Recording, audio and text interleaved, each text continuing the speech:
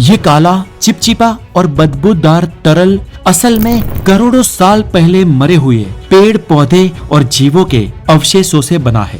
जब ये अवशेष समुद्र की तलहटी में दबते गए और लाखों वर्षों तक जमीन के अंदर भीतरी गर्मी और दबाव झेलते रहे, तब जाकर लाखों सालों बाद बना काला तेल, जिसे आज ब्लैक गोल्ड भी कहा जाता है। और जिस किसी भी देश या प्रदेश के पास इसका भंडार होता है, मानो उस देश और उसके सभी नागरिकों का गोल्डन टाइम शुरू हो गया। इस ब्लैक गोल्ड की वैल्यू इतनी ज्यादा है कि दुनिया भर में हर महीने हजारों तेल के नए कुएं खोदे जाते हैं। कुछ कंपनियां तो हर दिन एक नया कुआं खोदती है और ये काम आसान भी नहीं है, क्योंकि ये क्रूड ऑयल जमीन के नीचे 4000 मीटर से भी भीतर दबा हुआ होता है और करीब 55-56 करोड़ साल पुराने पत्थरों में से दबा ये तेल निकालना आसान भी नहीं है। और इसे भीतर से निकालने वाली ड्रिलिंग मशीन कोई लोहे की नहीं दोस्तों, लेकिन हीरे की नोक वाली होती है।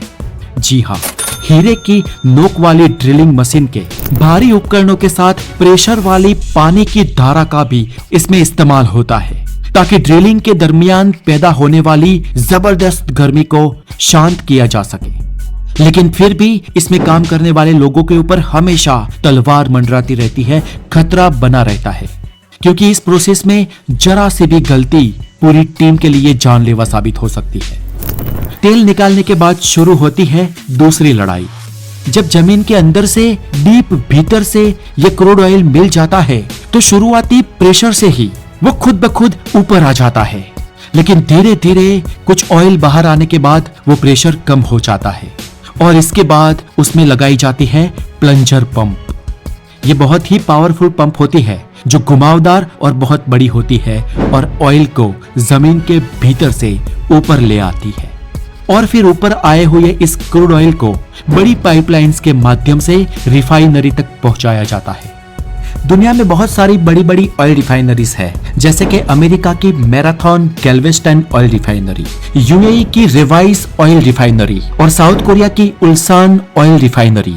लेकिन दोस्तों, इंटरेस्टिंग बात यह है और आपको जानकर ताज्जुब भी होगा कि पूरी दुनिया में भले ही सबसे ज्यादा ऑयल गल्फ कंट्री से निकलता हो, लेकिन दुनिया की सबसे बड़ी ऑयल रिफाइनरी हमारे भारत में गुजरात में जामनगर में स्थित है, जिसे Jamnagar oil refinery of Gujarat कहा जाता है। यह रिलायंस इंडस्ट्रीज के अंडर में आती है और जामनगर की इस क्रूड ऑयल रिफाइनरी में हर दिन लगभग 1.2 मिलियन बैरल ऑयल को रिफाइन किया जाता है। यह रिफाइनरी 7,500 एकड़ से ज्यादा विस्तार में फैली हुई है और हजारों किलोमीटर लंबी पाइपलाइन से जुड़ी है।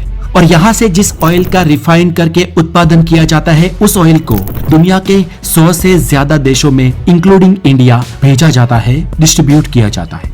इस रिफाइनरी में इतना शोर होता है कि हर साल सिर्फ इस एक रिफाइनरी में 10 लाख से भी ज्यादा एयर प्रोटेक्शन प्रोडक्ट्स यूज होते हैं। इतनी पर्याप्त जानकारी के बाद चले दोस्तों, अब ये जानते हैं कि इस बेसिक क्रूड ऑयल में से पेट्रोलियम प्रोडक्ट्स जैसे कि पेट्रोल, डीजल, केरोसिन या डामर को कैसे निकाला जाता है। रासायनिक जादू, कच्चे तेल से पेट्रोलियम तक। ये जो क्रूड ऑयल जमीन में से निकलता है वो बदबूदार, काला, गाढ़ा और चिपचिपा होता है। इसे कच्चा तेल कहा जाता है।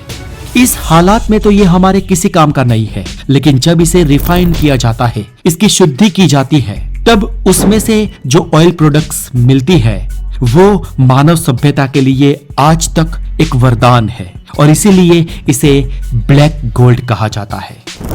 क्रूड ऑयल यानी कि कच्चे तेल में कई जगह के हाइड्रोकार्बन्स होते हैं, जिसमें कुछ हल्के तो कुछ भारी होते हैं।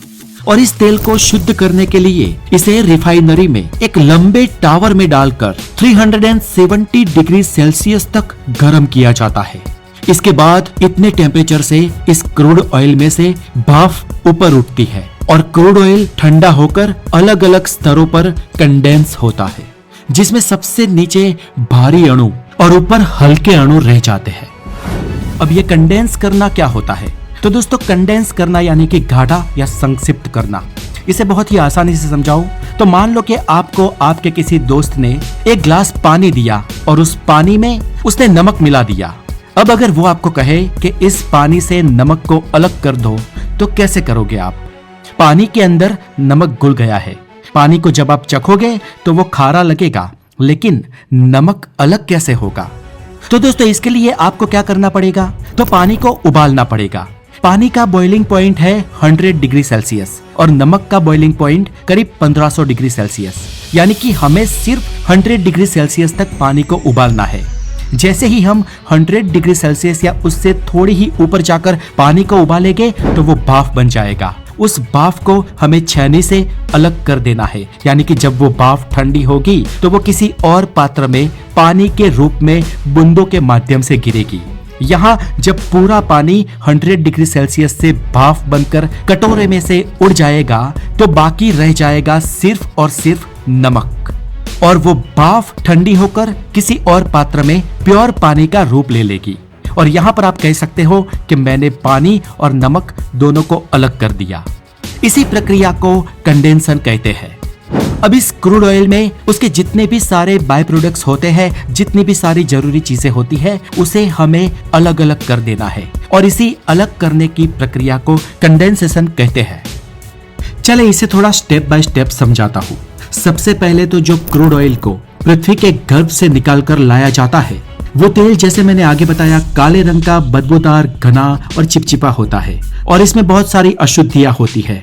इसे शुद्ध करने के लिए सबसे पहले उस क्रूड ऑयल में से पानी, मिट्टी और सल्फर अलग कर दिए जाते हैं। इसमें सल्फर का अलग होना बहुत जरूरी है, क्योंकि अगर वो थोड़ी सी भी मात्रा में रह गया तो इंजन को खराब कर सकता है या प्रदूषण ज्यादा फैला सकता है। अब इस प्राइमरी साफ किए गए क्रूड ऑयल को धीरे धीरे गर्म किया जाता है। अब इसके बाद इसे एक विशाल टावर में चढ़ाया जाता है, जिसे डिस्टिलेशन कॉलम या फ्रिक्शनल टावर कहते हैं। और इस टावर में हर लेवल पर यानी कि हर स्तर पर अलग अलग टेम्परेचर होता है। जब क्रूड ऑयल को गर्म करके उसकी भाप बनती है तो ये भाप उस टावर के ऊपर चढ़ने लगती है और जो सबसे हल्के अणु यानी कि इस क्रूड ऑयल की जो सबसे हल्की भाप होती है वो सबसे ऊपर यानी कि टावर की ऊपरी मंजिल पर चली जाती है, जहां पर एलपीजी गैस, जिसे लिक्विफाइड पेट्रोलियम गैस कहते हैं, वो बनता है। और वहां से इस एलपीजी गैस को यानी कि सबसे ऊपरी सतह से उसे निकाल दिया जाता है। ये एलपीजी गैस हमारे घरों के किचन में खाना पकाने में काम आती है। उसके बाद उसके निचले वाला स्तर होता है पेट्रोलियम का स्तर, जहां पर एलपीजी गैस से थोड़े भारी लेकिन सभी और तत्वों से बहुत ही हल्के पदार्थ इस टावर के ऊपर से सेकंड नंबर के स्तर पर जमा हो जाते हैं और यहाँ पर थोड़ा भारी यानी कि पेट्रोलियम का रूप ले लेते हैं और यहाँ से पेट्रोल निकाल लिया जाता है। ये पेट्रोल हमारी कारें और बाइक चलाने में काम आता है। और इसके नीचे का स्तर होता है नेफ्था। यहाँ पर जो भाप बनकर ऑयल पहुंचता है वो नेफ्था बन जाता है और इस नेफ्था से प्लास्टिक, केमिकल, रंग और कई सारी दवाइयां भी बनती है। नेफ्था से नीचे वाला स्तर होता है, वहां पर केरोसिन बनता है और उससे नीचे वाला स्तर एटीएफ बनाता है, जिसे एविएशन ट्यूबियन फ्लू कहते हैं। जी हाँ दोस्तों, हवाई जहाज में इस्तेमाल होने वाला जेट फ्यूल क्रूड ऑयल के इस टावर के इसी स्तर से एक्सट्रैक्ट करने के बाद निकाला जाता है और उसके बाद उसके नीचे वाला स्तर जो होता है वहां पर डीजल बनता है। ऊपर के सभी मॉलिक्यूल्स से भारी मॉलिक्यूल्स डीजल के होते हैं, इसलिए डीजल इन सबसे गाढ़ा होता है, जो ट्रक, बस, ट्रेन और भारी वाहन चलाने के लिए हमें काम आता है। और डीजल के नीचे उससे भी भारी जो स्तर होता है, जहां पर बनता है लुब्रिकेट ऑयल। ये लुब्रिकेट ऑयल कई सारे इंजन में इस्तेमाल होता है और उसके नीचे आता है फ्यूल ऑयल और ये ऑयल फैक्ट्रीज और बड़े बड़े शिप चलाने के लिए कार्य में आता है। और इस पूरे पिरामिड में जो सबसे नीचे सबसे भारी तत्व बचता है उसे एस्फाल्ट यानी कि डामर कहते हैं, जो सड़कें बनाने के लिए काम आता है। इसमें से कई सारे और रसायन भी निकलते हैं, जैसे कि सल्फर, हाइड्रोजन और कई सारे केमिकल्स जो कम मात्रा में होते हैं लेकिन उनका भी उपयोग होता है। जैसे कि हम जो वैसलीन लगाते हैं वो इसी पेट्रोलियम का बाय प्रोडक्ट है। प्रति 191 बैरल तेल से निकलता है 88 litre petrol, 48 litre diesel, 26 litre kerosene और 32 लीटर अन्य चीजें जैसे कि ल्यूब्रिकेट्स और प्लास्टिक। अब बारी है पेट्रोल को भेजने की। जब पेट्रोल तैयार हो जाता है तो इसे जमीन के नीचे बिछाई गई पाइपलाइन से उसके टर्मिनलों तक पहुंचाया जाता है और फिर इन टर्मिनल से टैंकर्स और ट्रकों के माध्यम से पेट्रोल पंपों या गैस स्टेशन तक पहुंचाया जाता है। लेकिन पेट्रोलियम की वाहक ट्रकों में पेट्रोल भरना आपकी और हमारी गाड़ी में पेट्रोल भरना जितना आसान नहीं होता दोस्तों, क्योंकि यहाँ पे थोड़ी सी चिंगारी भयानक विस्फोट को पैदा कर सकती है। इसलिए सबसे पहले ट्रकों को ग्राउंडिंग केबल से जोड़ा जाता है और फिर ओवरफिलिंग सेंसर और वेपर्स रिकवरी पाइप के माध्यम से उसकी भाप को रोका जाता है ताकि वो हवा में ना फैल जाए। और ऐसे हर दिन 40 लाख लीटर से ज्यादा पेट्रोल उसके गैस स्टेशन तक पहुंचता है। तो दोस्तों, अगली बार जब आप पेट्रोल भराओ तो एक पल के लिए जरूर सोचना कि तेल के कुओं से लेकर टैंकरों तक, मशीन की गर्जना से लेकर वैज्ञानिकों की गणनाओं तक, इसमें कितने लोगों का पसीना और जोखिम लगता है इस 1 लीटर पेट्रोल के पीछे। और अगर आप ऐसे ही और साइंटिफिक वीडियोस को देखना चाहते हैं तो हमारे चैनल के इस प्लेलिस्ट पे जाएं, जहां पर आपको और साइंटिफिक और स्पेस रिलेटेड वीडियोस मिल जाएगी। तो आज के लिए इतना ही दोस्तों। मैं हूं हितेश गिरी गोसाई, आप हैं हेल्दी और साइंटिफिक ज्ञान से भरे एक चैनल द नॉलेज पे। और अगर आप यहाँ पर नए हैं तो इसे जरूर सब्सक्राइब करें, बिकॉज इस दुनिया में नॉलेज इज एवरीथिंग।